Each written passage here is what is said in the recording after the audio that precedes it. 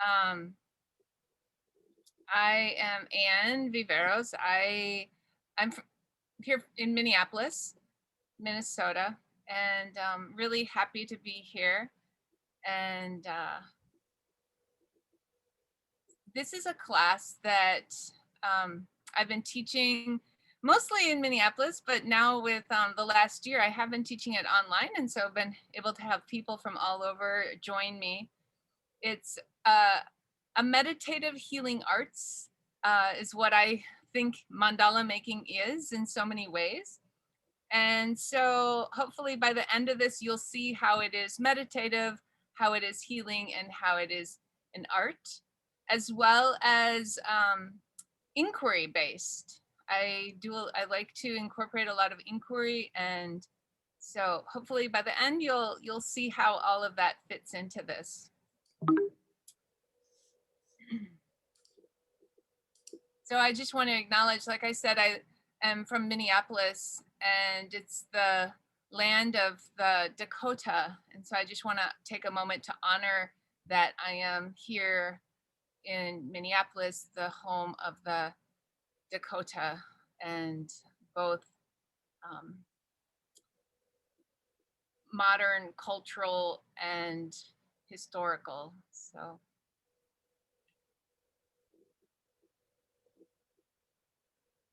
And I also want to acknowledge that I am a white woman using traditional designs and art forms from both ancient and modern indigenous cultures, even using the word mandala,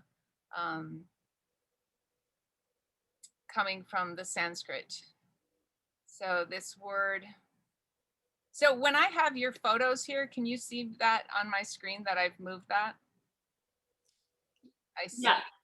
Okay. Yes. Like we I can wish there was we can another, see the whole slide with the mandala. but you can also see that like this thing, can you tell I'm moving that around? No.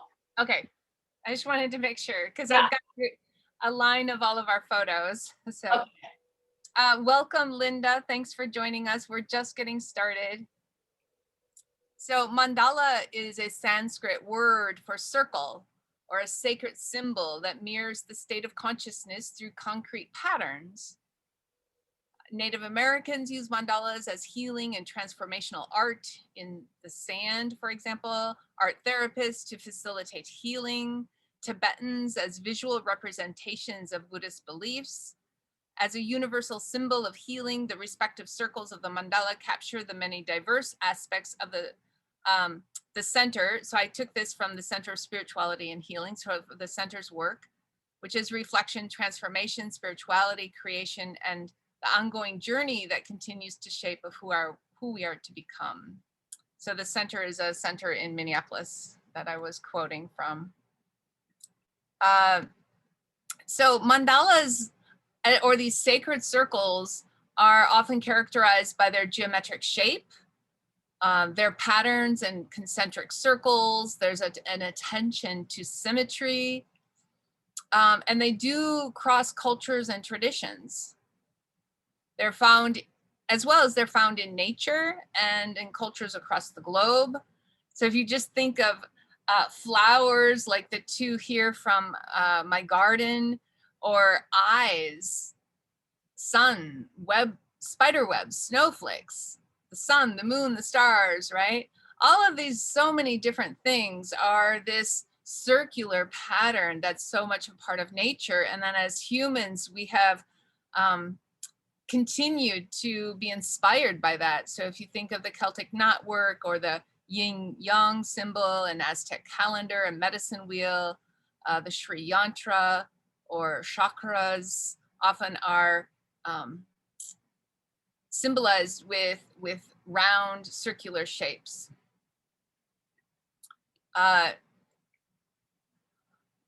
Even a rose window like the one here, or in the Hindu tradition, a Sri Yantra. Just some ways to show how this circular sacred symbol shows up in many traditions. Here's the Tibetan sand mandala when they're making it. Celtic knots, shields.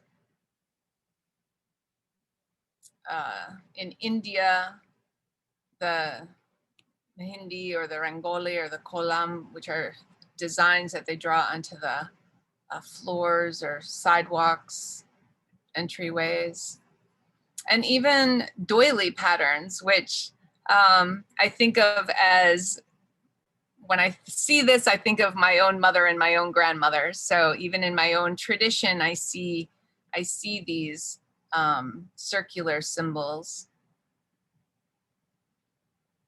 Here's one that's maybe not so circular on the onset. You see a lot of square and rectangular here, but the circle around it, this is from Guatemala. And so here we come to today's class around, this is really a process that I stumbled upon in so many ways. I've always been a doodler, but so often I would doodle and then I would like cross it off because I didn't think it was any good, or it just was like silly or something. And there was a time when I was able to travel, and I traveled in India, and I started doodling.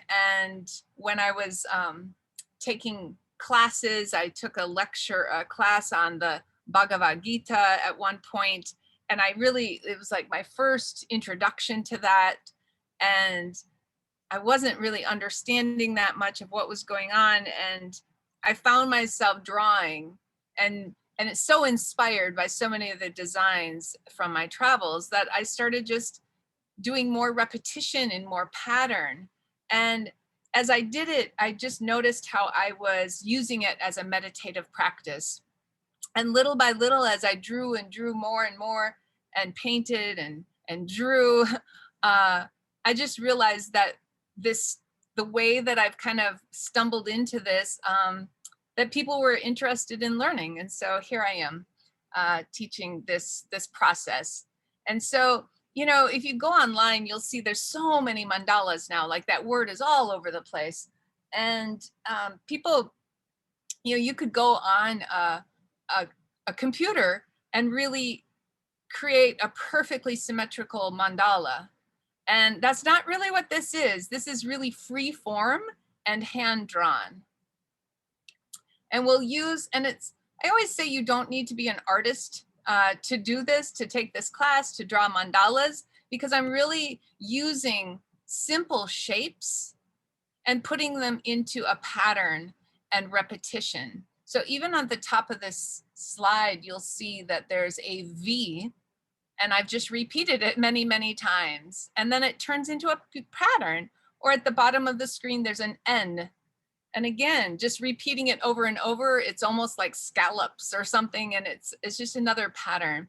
So I always say, if you can draw a circle or a square, a triangle, a dot, a cross, a teardrop, a heart, a raindrop, any of these things,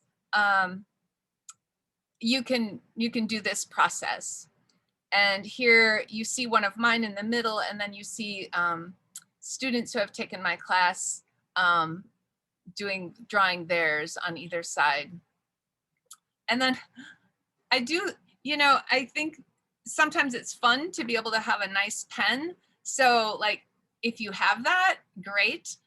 If not, a simple ballpoint pen is going to work perfectly. And even just, a page out of a planner or notebook will work perfectly. If you have other kinds of pens or paper or square paper, that would, I usually would bring that perhaps to a class, but any pen would work. And I do suggest using a pen rather than a pencil, because we are learning, practicing this muscle called intuition and flow and non-judgment. And so I would recommend not using a pencil, because then there's the thought of maybe erasing, and we're just going to let that go for right now, that idea of mistakes. So I like to create a safe space by acknowledging and honoring the traditions, which I did in the beginning. And before we begin, just to be able to take a moment of some silence and some breathing, but also when I teach this both online and in person, I don't play music. And for some people that's like, what? Can't we have some music in the background? And I really like giving folks who maybe are not so used to that, just having an opportunity to be in quietness. So, you know, if you choose to have some music in the background, I'll never know. But that's when I'm teaching it. And then when we're all finished, I do like everyone to just show their work, but we're never going to comment on it. What we're going to share is more about our process, and that will always be an invitation, and you'll share what you're comfortable sharing. But we aren't ever going to share about like, oh, wow, I like that circle or that flower you drew. And then it's like, well, that wasn't a flower. Those were birds. What are you talking about? Right? So, or even saying, wow, that's really like the symmetry, or, you know, anything. We're just not going to comment about what we see, but we're going to talk about our own process. And that will be an invitation at the end. I always like to have people think about if there's an intention that they're holding in their hearts. And then if there is, you could add some of those words to your mandala, and we'll get to that in a little bit. As I said, I feel like it's a meditative process because of the repetition and pattern. There's a sense of mindfulness because we're using our felt sense of the tactile hand and arm motion, as well as hearing even the sound of our pen on the paper, and then the visual sight of watching our hand, watching the drawing, watching this mandala be created. There's this, to me, it's been really a building that muscle of intuition. So it's about allowing the symbol to choose itself, or allowing the paper to tell us what's next, allowing the pen to and our hand to just continue with what might be next. And I'll demonstrate some of this in a moment. So it's just one step at a time. And so I'm going to demonstrate some of that, and then we'll get into the inquiry part a little bit later with that self-talk, self-love, acceptance, non-judgment, non-perfectionism, and that healing inner work. So let me just see what I've got here. Oh, well, and here's some folks who have taken my class. But what I want to do now is just do a little demo of what this could look like. And I'm going to set up my phone so that I'm using my phone as a camera.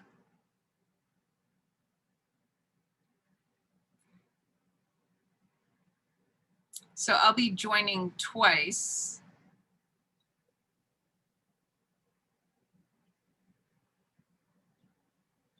With video, without sound. That's the plan. We'll see. Yes. And do you want to unscreen share? Yes. Thank you. To hear others, join audio. No audio on my phone. Okay. So now you'll see two of us. Sorry, you're going to see a little movement there.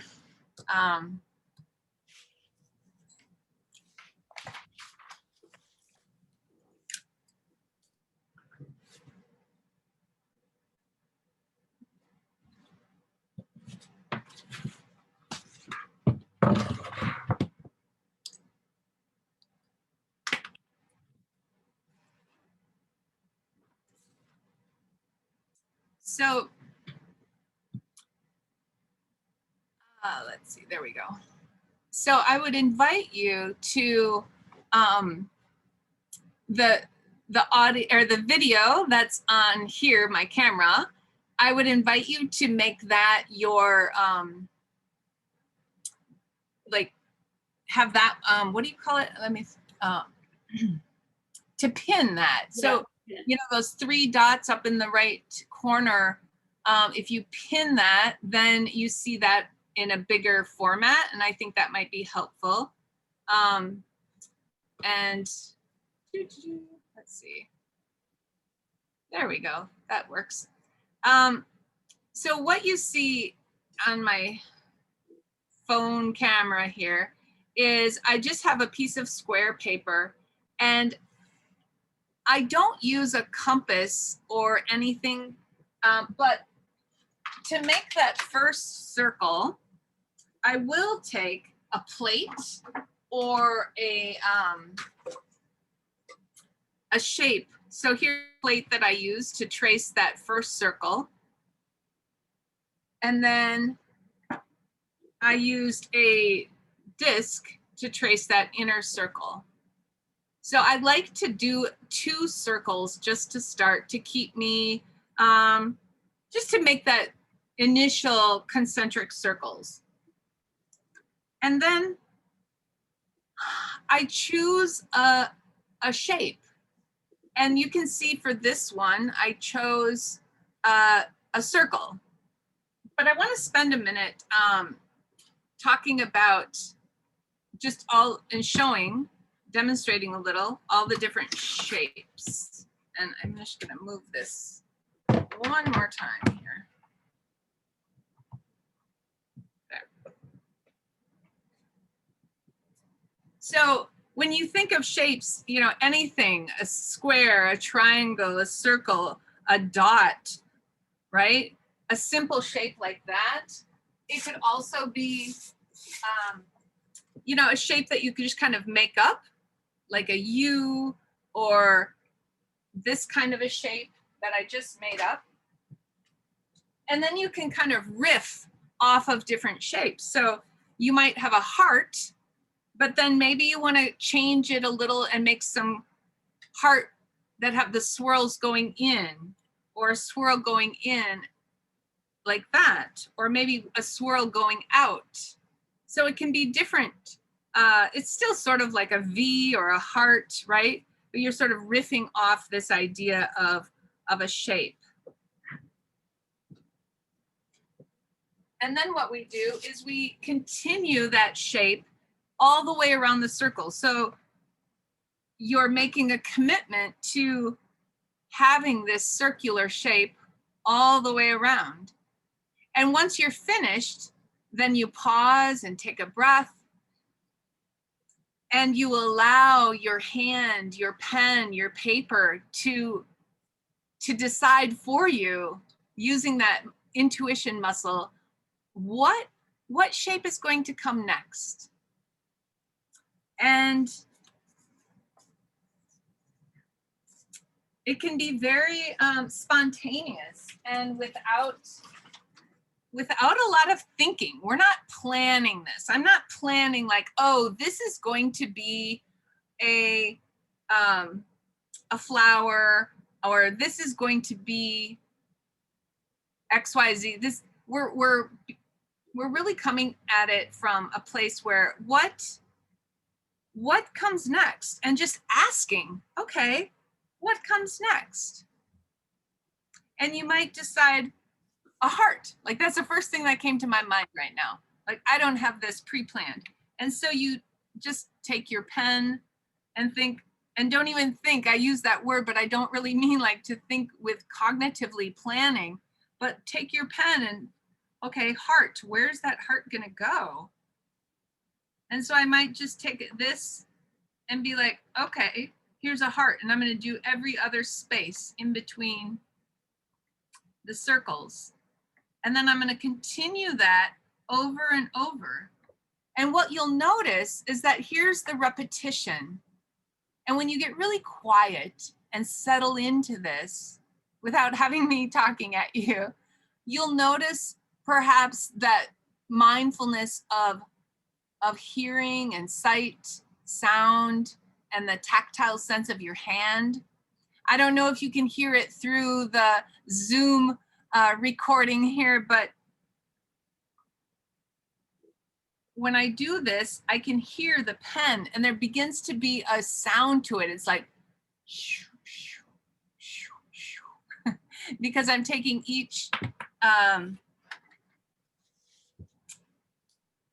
part of the heart is a different movement.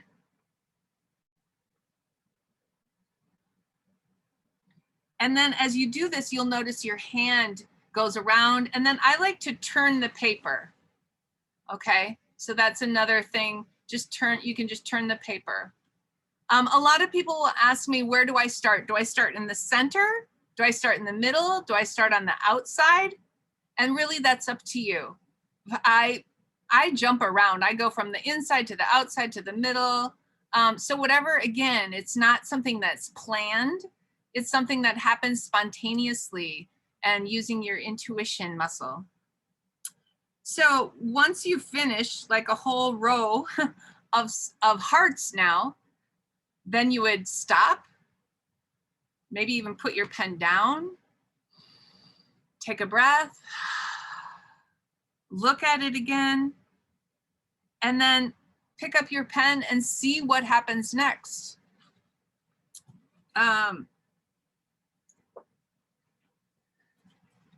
So here's one that's a little more finished, and you can see that there was the inner circle, and then I put dots. And then after the dots, I kind of did this upside down sort of teardrop shape. And then I put another one next to it. And then over here, you can see I used a word. I don't know if anybody can read the word, but my intention when I was drawing this one was just feeling a lot of heartfulness, and I wrote the word love over and over and over again. And then the S shape over and over and over again.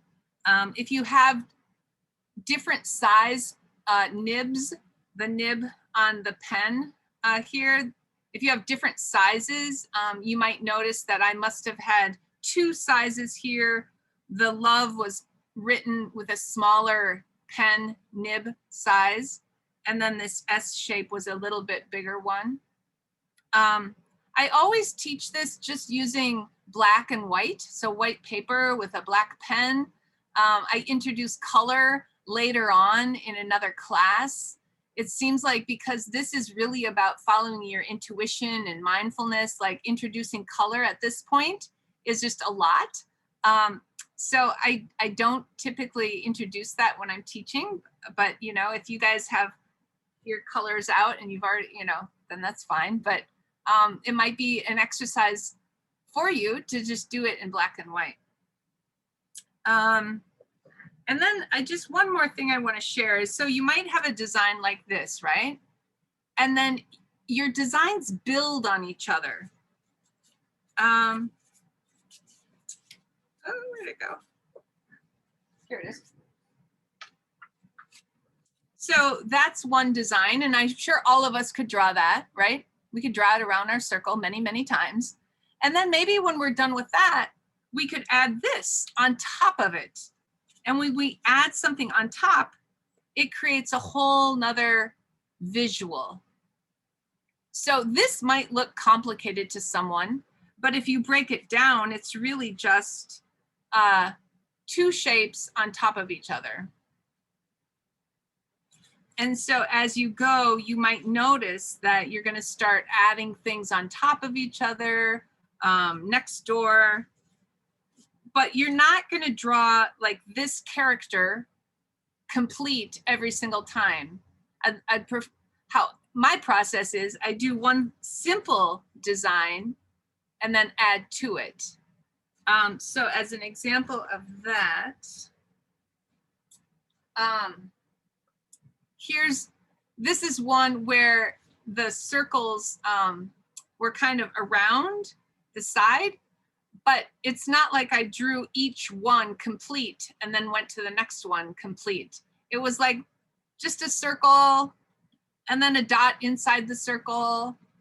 You know, it built and built upon each other. So So let me just show a couple more things and then we'll get started.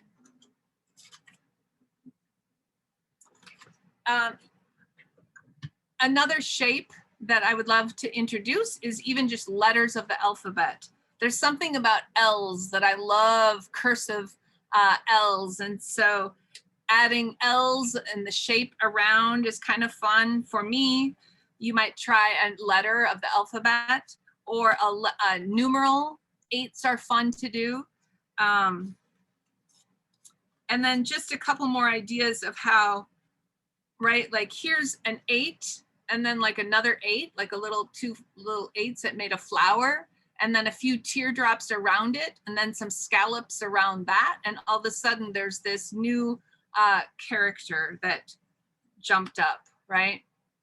So scallops are when I sometimes I'm like, oh, I don't know where I'm at, or like I'm not sure, and my hand doesn't know. Sometimes scallops are just like this easy thing that I'll do. And they can look in lots of different ways. And when you think you're finished, you might ask yourself, well, what else could I do? If I could just add one more thing. And sometimes for me, that's little dots.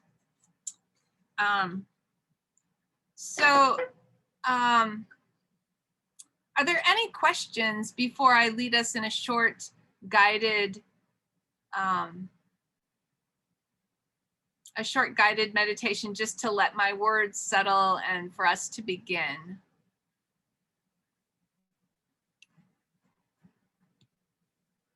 So I think I'll take this down.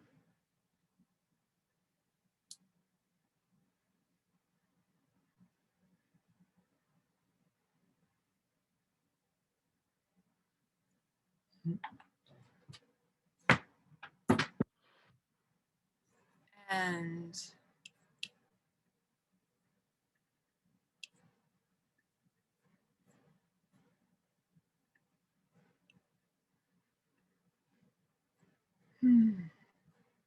I'm just going back to my list. So what I'll do, just so you sort of know the rhythm of the next half hour to 45 minutes here, I will lead a short guided meditation to get us into that space. I'll just hold the space and hold the silence for everyone to just work on their own. And then somewhere maybe in 10 minutes, 15 minutes, I'll interrupt and I'll say a little bit more about the inquiry part of this. And then I'll have people work for a little bit longer. And then I will, then I'll pull us together again just to share some of our process. So, all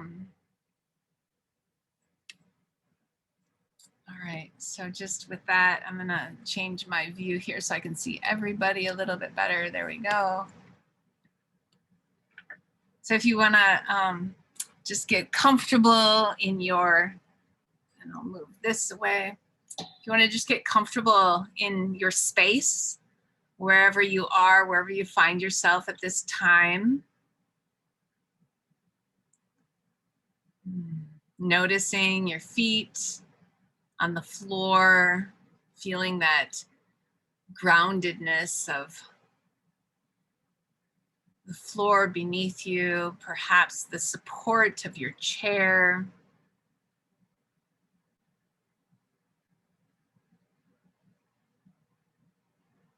Taking a few breaths in through the nose and out through the mouth.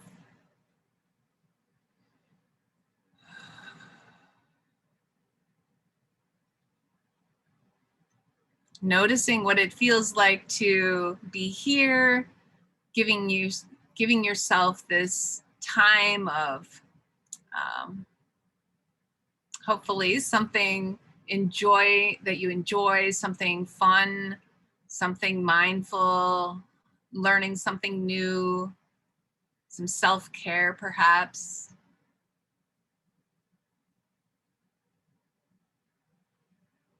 And then checking in with your heart. Are there any intentions for this remaining hour together? Are there anything on your heart right now that is weighing you down that you'd like to offer into this mandala making?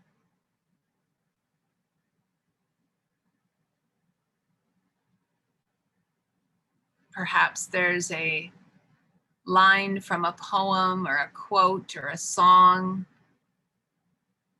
that resonates with you and where you're at today. Or perhaps there's a single word.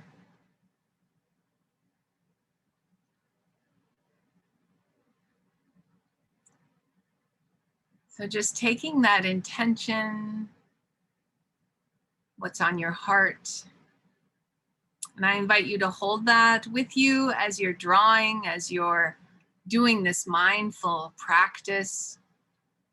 And if it shows up in writing or in symbols on your mandala, that's welcome.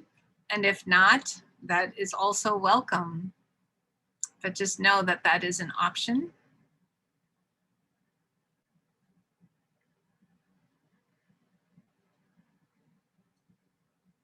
So we'll practice letting go of expectations, letting go of judgment.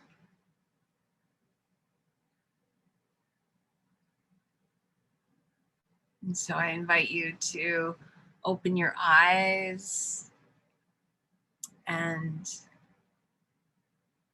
if you need any supplies that you don't have in front of you, like if you want to go up and get a dish or a plate to trace or a lid, a yogurt cover lid or something like that, I invite you to go get anything like that that you need.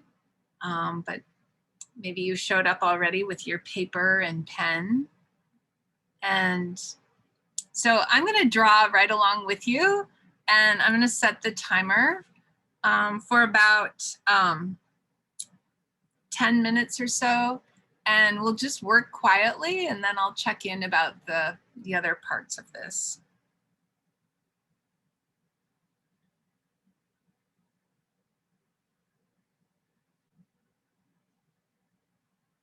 So for a timer, I'm just going to use my Insight timer, so we'll hear a bell.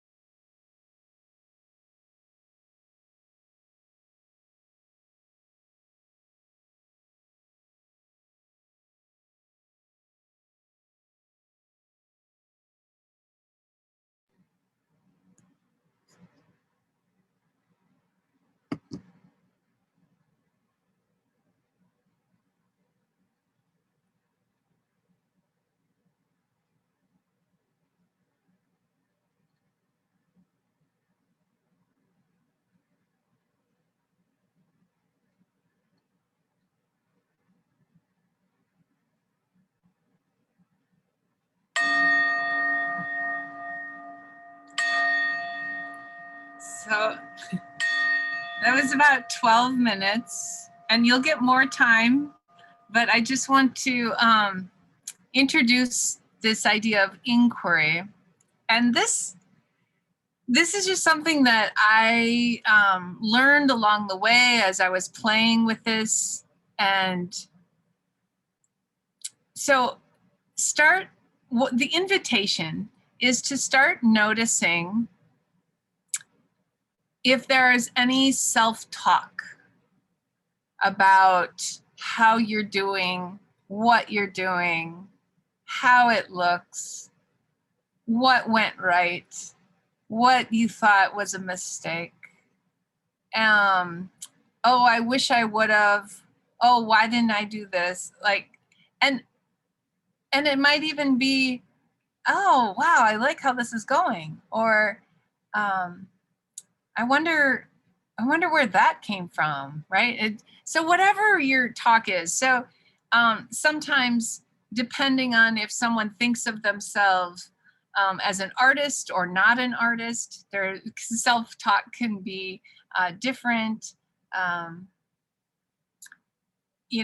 notice if okay, boredom comes in, or why is she interrupting? Or, just whatever the self-talk is, but just to notice that, and maybe even, just kind of be aware of it.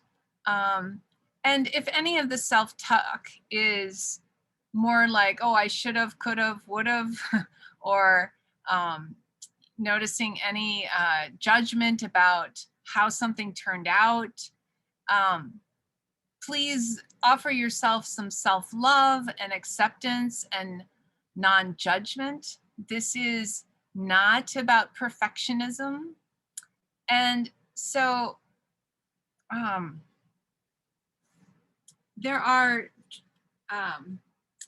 sometimes, let me see, well, I took my camera down, so I'm not going to show that, but sometimes what you'll notice is if you are going around in a circle and you're going and you're making these small little marks, and then all of a sudden you're like, the space left around the circle is smaller than the design that you're wanting to draw. And you might notice oh, I should have planned more, or whatever the word is that you're using. And it might sound different for each of us, right?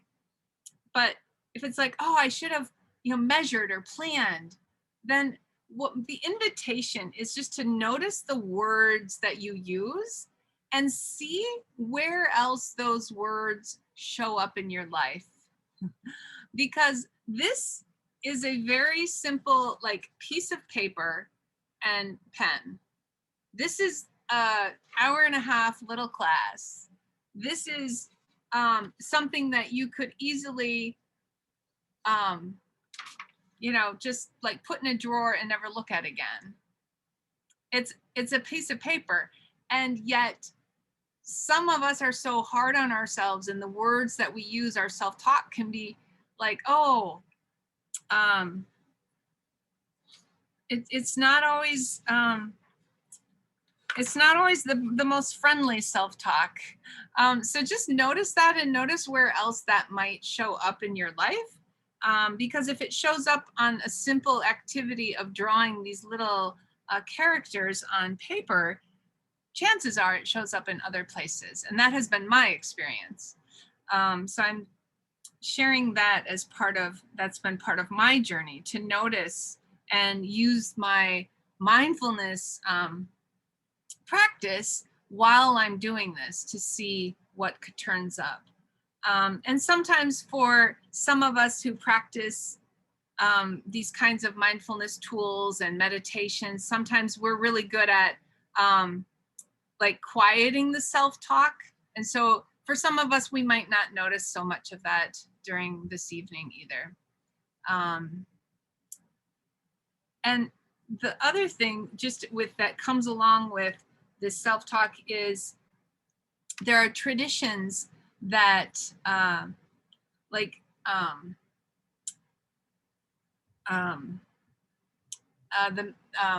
what's the Mennonites and the the Amish. That's the other one I was trying to think of. They'll make quilts, for example. This is a story I've heard and I've researched a little. It sounds like it's correct, and every time I share it, people say, "Yeah," and also this other culture. I've heard this in other places. So I think it's something that happens that when they make their quilts, they often will leave or even make a quote unquote mistake in the quilt. And the idea is that only God is perfect. And so this is made with human hands. And so obviously there will be some mistake. So if you find yourself that you're drawing along, and I do it often when I do these S shapes, I'll do an S and an S and an S, and then all of a sudden, for some reason, the next one, it goes backwards. Like, and at first I would be so angry at myself, like, wait a minute, how come I went from right to left and now this time I went from left to right? And at this point, it's just kind of like, oh, it adds a little bit more interest. It doesn't have to be perfect. So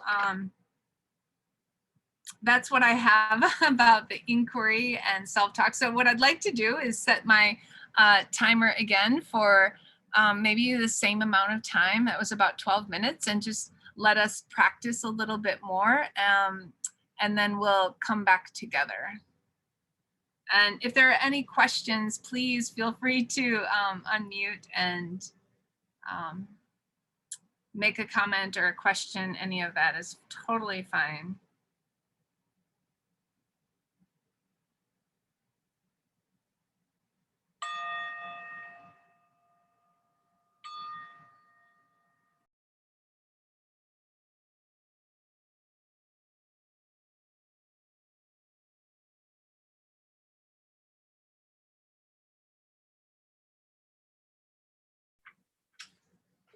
Yeah, and then maybe we can, after you share, then you can just tell about some of what you're doing in schools and your journey. So I like to, so I've kind of gone in a different little route with this, and I'm trying to make some that are ones that people could color in. So that takes a different, kind of a different thing, because I have to make spaces with my lines so people can color in. So so this is one that I've been working on, and it's, so you can sort of see how there's enough white space so people could color in. So that's kind of what I've been doing. And I've just been starting to have a little collection of different ones that I'll just work on. And so just playing around, and what I've really enjoyed is then having them where I can make photocopies and when I'm in person with folks, then it's kind of a fun thing to hand out, right? So that's what I was playing around with today. And then the other thing is, I like to have, I call them characters, you know, these sort of shapes that I like, that I want to reproduce in other things. So like sometimes I'll see something on a shirt, and I'll just be like, ooh, I like that. So this is something I saw on somebody's shirt, and I just tried to recreate it, because it's my inspiration and ideas. And so this is another one. Whoops.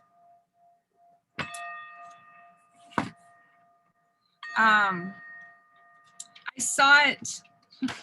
I was on a little retreat this weekend, and I saw something on a carpet, and I just like, you know, put it in my notebook kind of sloppily. So then I wanted to try to recreate it, because I just like those little characters, those little, so I worked on that as well.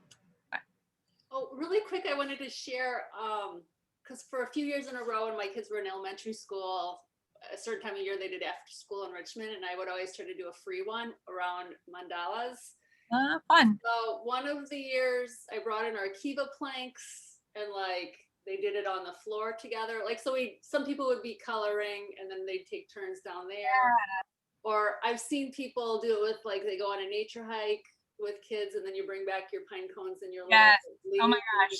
Yeah. So Yeah. these are Love. really creative, um, you know, things Yeah. to do with mandalas. Yeah, I love that. I love to go outside on walks, especially when I'm with friends, but also on my own, but go outside on walks and collect pine cones or leaves or things like that, and then make a mandala with that nature. That's, yeah, definitely a huge passion.